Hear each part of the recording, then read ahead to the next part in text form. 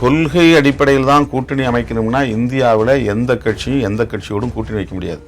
அதிமுகவில் இருக்கக்கூடிய தனிநபர் துதிப்பாடல்கள் இடதுசாரிகள் கட்சியில் உண்டா? திமுகவோ அதிமுகவோ நாங்கள் கூட்டணி ஆட்சிக்கு தயாராக இருக்கிறோம் வாங்க அப்படின்னு சொல்லி தங்களுடைய பலவீனத்தை வெளிப்படுத்தணும்னு ஒருபோதும் முன்வர மாட்டாங்க. பலவீனமாக இருந்தால் கூட ஒரு தலித் அமைப்பை நம்ம என்கரேஜ் பண்ணிவிடக்கூடாது அப்படிங்கிற அவங்களுக்குள்ள ஒரு இன்செக்யூர் ஃபீலிங் இருந்துகிட்டே இருக்கு. திமுக பார்த்து தான் இன்னைக்கு தொன்று இருக்கிற எந்த கட்சியா இருந்தாலும் ஈழத்தமிழர் பிரச்சனையை பேசியிருக்கிறாங்க. மற்றபடி தமிழீழமே கூடாதுன்னு சொல்லக்கூடிய கட்சி அல்ல திமுக. ஆனா தமிழீழம் மட்டும்தான் தீர்வுன்னு திமுக சொல்லலையே. சொன்ன காலம் உண்டு, எல்லாரும் சொன்னாங்க. ராஜீவ்காந்தியுடைய படுகொலைக்கு பிறகு அது சொல்லல. இந்த கருத்துக்கு வேற எந்த அரசியல் கட்சிகளும் ஆதரவு தரலன்னா விடுதலை சிறுத்தைகள் தனிமைப்படுத்தப்படும். இதெல்லாம் தெரிஞ்சுதான் நாங்க பேசுறோம். ஊரெல்லாம் அந்நியர் வன்னியர் ஓட்டு அந்நியருக்கு இல்லைன்னு எழுதி போட்டார். அந்நியர்னா யாரு? பாகிஸ்தானியரா?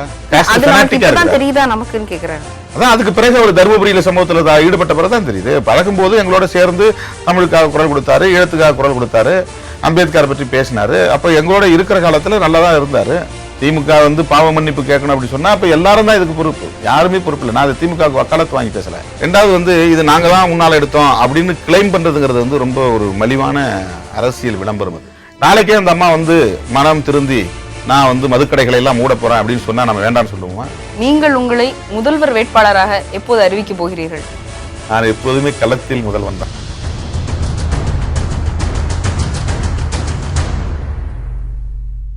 தி இந்து தமிழ் இணையதள நேயர்கள் அனைவருக்கும் வணக்கம். விடுதலை சிறுத்தைகள் கட்சியினுடைய தலைவர் தொல் திருமாவளவன் அவர்கள் இன்று நம்மிடையே வந்துள்ளார். தமிழக அரசியல் சூழ்நிலைகள் குறித்தும் கூட்டணிகள் குறித்தும் நம்மிடையே இன்று பேச உள்ளார். அவரை சந்திப்போம். வணக்கம் சார். விடுதலை சிறுத்தைகள் கட்சி தொடங்கி 25 ஆண்டுகள் ஆகின்றன. இந்த 25 ஆண்டுகளில் உங்களுடைய இலக்கை நோக்கிய பயணம் எவ்வளவு தூரம் சென்றடைந்திருக்குன்னு நீங்கள் சொல்வீங்க? இந்த 25 ஆண்டு கால பயணத்தை 2 கட்டங்களாக இதை பார்க்க வேண்டும். தொடக்கத்தில் ஒரு 10 ஆண்டு காலம் நாங்கள் தேர்தல் புறக்கணிப்பு அரசியலில் இருந்தோம். அப்போது எங்களுடைய கருத்துக்கள் அல்லது இலக்கு முற்றிலும் மாறுபட்டவையாக இருந்தன. 1999 தான் முதலாக தேர்தல் அரசியலில் அடியெடுத்து வைத்தோம். தேர்தல் அரசியலுக்கு வந்த பிறகு எங்கள் இலக்கை நோக்கி நாங்கள் முன்னெடுத்திருக்கிற இந்த பயணம் ஓரளவுக்கு வெற்றிகரமாக போயிருக்கிறது என்று தான் நான் நம்புகிறேன். குறிப்பாக எங்களுடைய இலக்கு என்பது சிதறி கிடக்கக்கூடிய விளிம்பு நிலை சமூகத்தினரை அரசியல் சக்தியாக அணிதிரட்டுவது என்பதுதான். பழங்குடியினரும் சிறுபான்மையினரும் கூட இன்றைக்கு விடுதலை சிறுத்தைகள் கட்சியில் கணிசமான அளவில் இணைந்திருக்கிறார்கள். எனவே நாங்கள் மேற்கொண்ட முயற்சியிலும் இலக்கு நோக்கிய எங்கள் பயணத்திலும் ஒரு எல்லையை தொட்டிருக்கிறோம் என்று நான் நம்புகிறேன். விடுதலை சிறுத்தைகள் கட்சி தலித்துகள், பழங்குடியினர், சிறுபான்மையினர் அனைவரின் விடுதலைக்காகவும் போராடும் கட்சின்னு சொல்றீங்க. ஆனால் பொதுவாக விடுதலை சிறுத்தைகள் தலித் மக்கள் கட்சி, உங்களையும் தலித் தலைவர் அப்படின்னு தான் பார்க்குறாங்க. இந்த அடையாளம் உங்களுக்கு திருப்தி அளிக்கிறதா? இந்த அடையாளத்தை நீங்கள் விரும்புகிறீங்களா? இல்லை, இதை நான் தவிர்க்க முடியாது. இது எனக்கு வேண்டாம் என்றும் நான் சொல்ல முடியாது. புரட்சியாளர் அம்பேத்கர் எல்லோருக்குமான தலைவராக சிந்தித்தார், செயல்பட்டார், போராடினார், வாதாடினார், பாடுபட்டார். ஆனால் இன்றைக்கும் அவர் தலித் தலைவராகத்தான் அறியப்படுகிறார். அந்த வரிசையில் தான் இன்றைக்கு நானும் ஒரு தலித் அடையாளத்தோடு அறியப்படுகிறேன். அப்படி அறியப்படுவதனால் அது வருத்தத்திற்குரியதாகவோ வேதனைக்குரியதாகவோ நினைக்கவில்லை. ஆனால் இதுவும் ஒரு பொலிட்டிக்கல் ஸ்டிக்மாவாக இருக்கிறது. அரசியல் ரீதியாக வளர்ச்சி அடைய முடியாமல் ஒரு தேக்கத்தை இது ஏற்படுத்துகிறது. நீங்க சொல்ற இந்த பொலிட்டிக்கல் ஸ்டிக்மாவால என்ன மாதிரியான தேக்கம் ஏற்படுதுன்னு சொல்றீங்க? நீங்க என்ன மாதிரின்னு சொன்னா, அதான் இப்போ நான் ஈழத்தமிழர்களுக்காக குரல் கொடுத்தாலும் சரி, ஆற்று நீர் உரிமைகளுக்காக குரல் கொடுத்தாலும் சரி, மாநில உரிமைகளுக்காக குரல் கொடுத்தாலும் சரி, சிறுபான்மையினருக்காகவோ அல்லது பெண்களுக்காகவோ போராடினாலும் சரி, மறுபடியும் என்னை ஒரு தலித் தலைவராகவும் இந்த இயக்கத்தை ஒரு தலித் கட்சியாகவும் சுருக்கி பார்ப்பது, அந்த அடிப்படையிலே மட்டுமே தேர்தல் அரசியலில் கூட தொகுதி பங்கீடுகளின் போது கூட்டணி கட்சிகளிடத்தில் அந்த பார்கெயின் பண்ணக்கூடிய சூழலில் அணுகுகிறார்கள். ஒரு தலித் பார்ட்டி இவ்வளவுதான் அப்படிங்கிற ஒரு அணுகுமுறை இருக்கு. இப்போ இந்த பொலிட்டிக்கல் ஸ்டிக்மா காரணமாக தான் கூட்டணிக்காக உங்களை சேர்த்து கொள்ளும் திமுக ஆட்சி அதிகாரத்தில் பங்கு தரவில்லை என்று சொல்கிறீர்களா? இல்லை, இதுவரையிலும் ஆட்சி அதிகாரத்தை பற்றி நம்ம எந்த கூட்டணியிலும் யாரும் பேசியதில்லை. ஆனால் எந்த கூட்டணிக்கு போனாலும் ஒரு தலித் அமைப்பை நம்ம என்கரேஜ் பண்ணிவிடக்கூடாது அப்படிங்கிற அவங்களுக்குள்ள ஒரு இன்செக்யூர் ஃபீலிங் இருந்துகிட்டே இருக்கு. திமுகக்குள்ளேயும் எல்லா அந்த கட்சி தலைமைக்கு, அந்த கட்சி கூட்டணி தலைமை தாங்கக்கூடிய கட்சியினருக்கு என்ன நினைக்கிறாங்கன்னா, சரி இந்த மாதிரி தலித் அமைப்புகளையோ முஸ்லீம் அமைப்புகளையோ ரொம்ப நம்ம வந்து ஊக்கப்படுத்தி விடக்கூடாது, இது வந்து ஒரு வெகு மக்கள் மத்தியில் நமக்கு ஒரு அவர்ஷனை உருவாக்கிறோம், ஒரு வெறுப்பு உருவாக்கிறோம், அந்த பொது வாக்கு வங்கியை நம்ம இழக்க வேண்டிய நிலை ஏற்பட்டுடும் அப்படிங்கிற ஒரு அச்சம் வந்து அந்த தலைவர்கள்ட்ட இயல்பாக இருக்குது. அதை நம்மளால் பார்க்க முடிகிறது. எல்லார்கிட்டையும் இருக்கு. ஆமாம். இப்போ நாங்கள் வந்து திமுகவட்டையும் கூட்டணியில் இருந்திருக்கோம், அதிமுகவிலும் கூட்டணியில் இருந்திருக்கிறோம். அப்போ கூட்டணியில் இருக்கும்போது தொகுதி பங்கீடு நேரத்தில் நம்ம பேசுகிற போது அது வெளிப்படையாக தெரிகிறது. 2016 தமிழ்நாட்டில் கூட்டணி ஆட்சி அமைய வேண்டும்னு சொல்றீங்க. கூட்டணி ஆட்சின்னு சொல்லும்போது என்ன சொல்ல வரீங்க நீங்க? அதாவது திமுக அதிமுக அல்லாத ஒரு மாற்றணி கொண்ட கூட்டணி ஆட்சியா, இல்லை எந்த கட்சி ஆட்சிக்கு வந்தாலும் அந்த ஆட்சி அதிகாரத்தில் பங்கு வேண்டும்னு சொல்றீங்களா? இல்லை, இது ரெண்டு பொருளும் இதில் இருக்கு. யாரோடு கூட்டணி அப்படிங்கிறதல்ல, எந்த கூட்டணிங்கிறதல்ல. ஆட்சி அதிகாரத்தை ஒரு கட்சி மட்டுமே கையில் வைத்துக்கொண்டு பிற கட்சிகளை வெறும் எடுபடியாக பயன்படுத்திக் கொள்வது என்கிற அந்த பொலிட்டிக்கல் எக்ஸ்பிளாய்டேஷன், ஒரு அரசியல் சுரண்டல் இங்கே நீடிக்கக்கூடாது அப்படின்னு நான் நினைக்கிறோம்.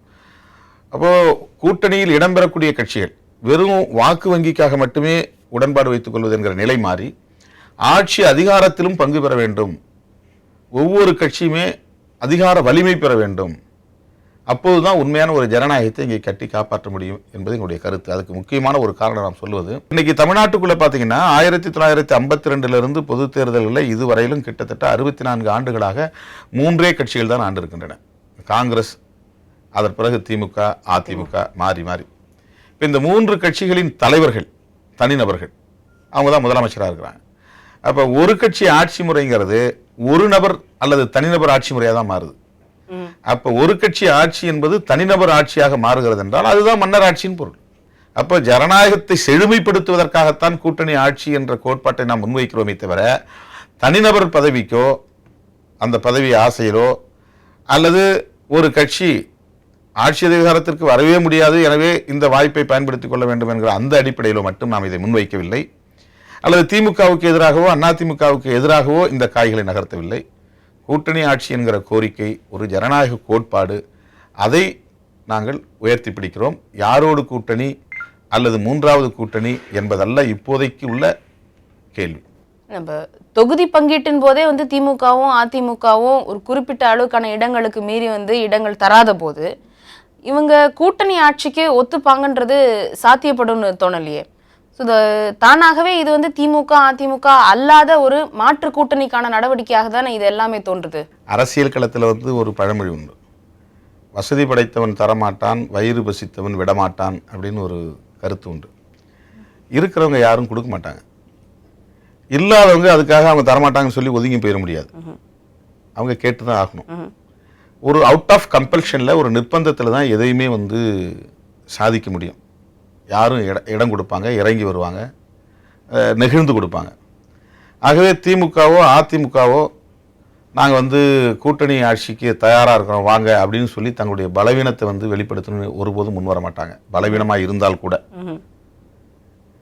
பலமாக இருந்தாலும் கூட சரி அவங்க பலமாக இருக்கிறாங்க அதனால் இந்த கோரிக்கை நம்ம வைக்கக்கூடாது அப்படின்னு நம்ம இருக்க முடியாது.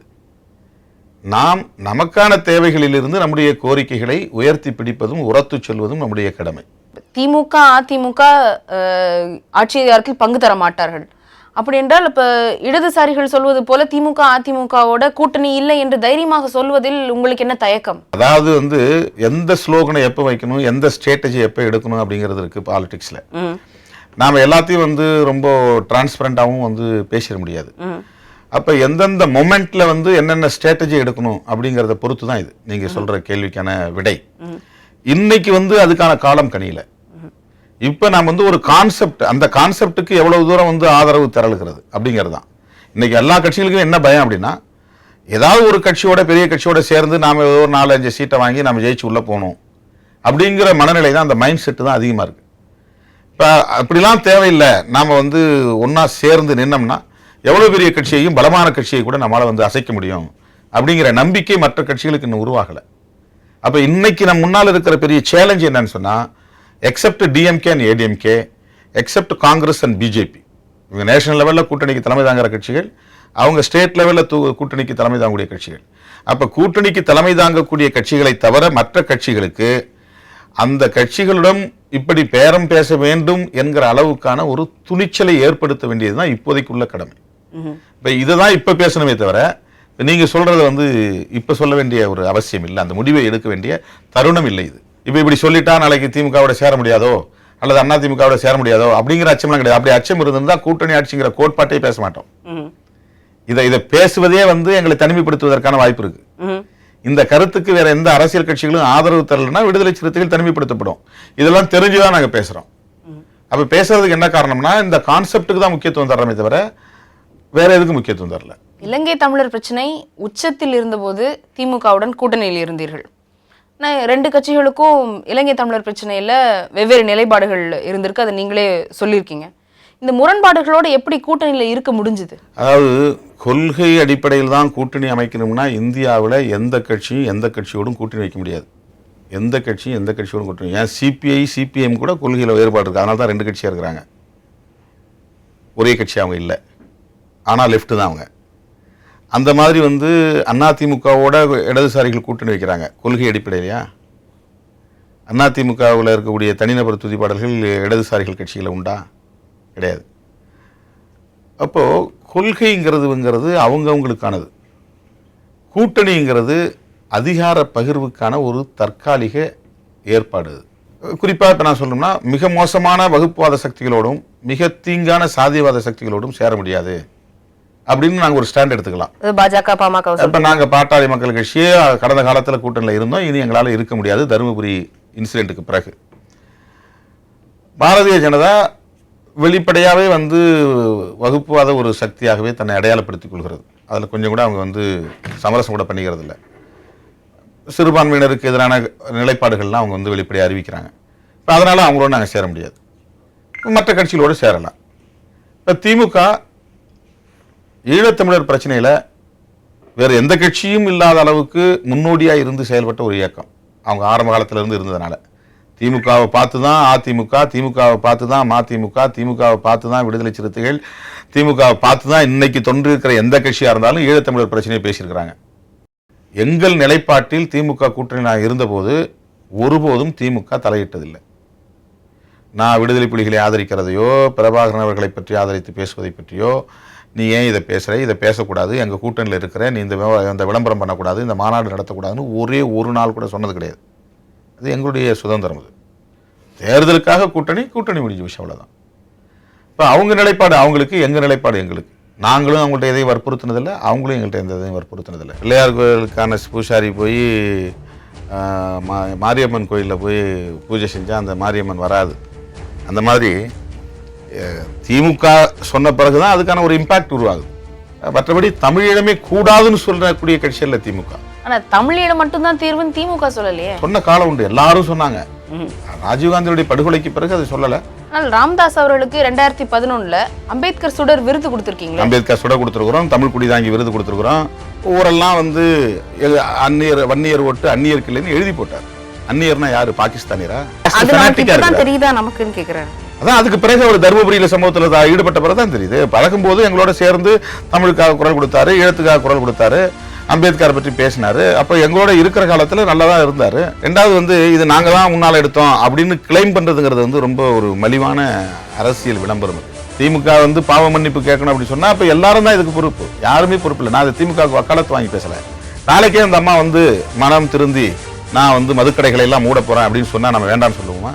தருமபுரியில் ஒரு சாதி பெரிய வன்முறை செய்து சாதித்து விட்டது. அப்போ நம்ம பெல்ட்டில் நம்ம சமூகம் வலுவாக இருக்கக்கூடிய இடத்துல நாம் தலித்துகளுக்கு எதிராக இதை செஞ்சோங்கிறத காட்டணும். நான் ஒரு மெயின் ஸ்ட்ரீமில் நிற்கிற ஒரு பொலிட்டிக்கல் ஆர்கனைசேஷன். நான் தலித்துகளுக்காகவும் நிற்கிறேன், தலித் அல்லாத பொது ஜனங்களுக்காகவும் களத்தில் நிற்கிறோம். நீங்கள் உங்களை முதல்வர் வேட்பாளராக எப்போது அறிவிக்க போகிறீர்கள்? நான் எப்போதுமே களத்தில் முதல்வன் தான்.